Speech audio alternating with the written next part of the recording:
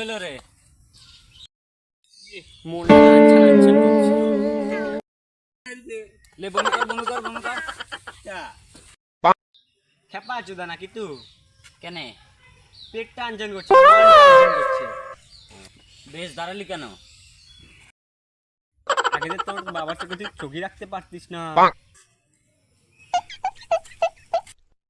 এখন তুই তোর বাবাকে মারের কথা বলছিস। এটাই তো। আগে তোর বাবা কথায় কথায় ইট তুলতো, হেৎ, আর এখন কথায় কথায় গার ফেটে টাকা বের করছে।